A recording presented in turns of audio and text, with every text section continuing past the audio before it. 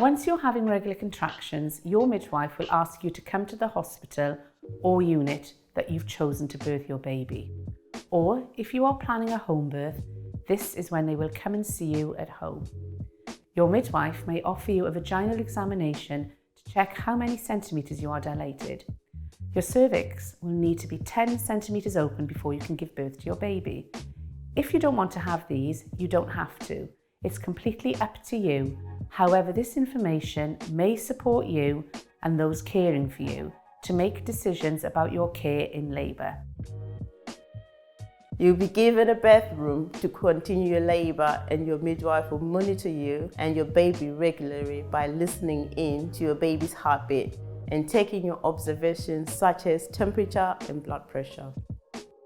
You'll find that your contractions will become more frequent and more intense. They may also last for longer. We'll be expecting you to have 3 or 4 contractions every 10 minutes, which will last between 45 to 60 seconds. On average, this stage of labor can take 6 to 14 hours. However, it can be more or a lot less. During pregnancy, your hormones will soften all the ligaments around your pelvis, and this allows it to move more and gives more space for your baby. Your baby will work with you in labour. Firstly, they will tuck their chin onto their chest so that the smallest part of their head comes out first. Also, your baby has lots of small soft bones in their skull, which allows them to overlap and change shape as they move down your pelvis. We encourage you to move around during the stage of labour and use gravity and the shape of your pelvis to help the baby move down to a good position for birth.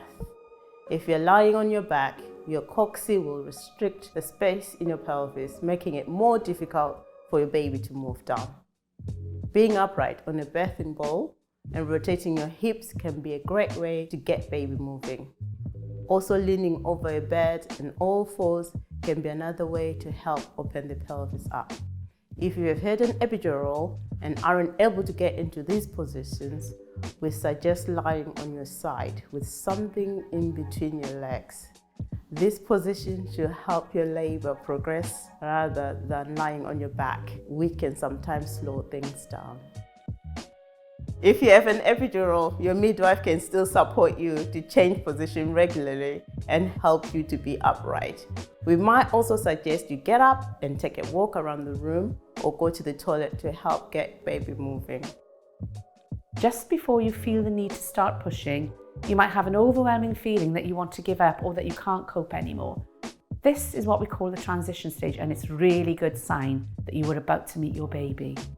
And this usually happens when you're about 10 centimetres dilated and your baby's head starts to pass through the cervix and into the vagina.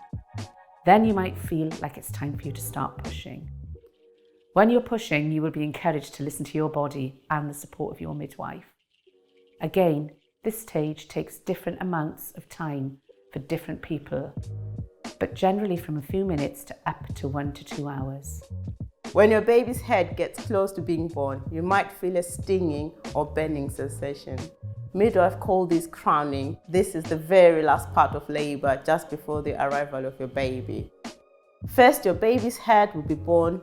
You will then get a moment to rest.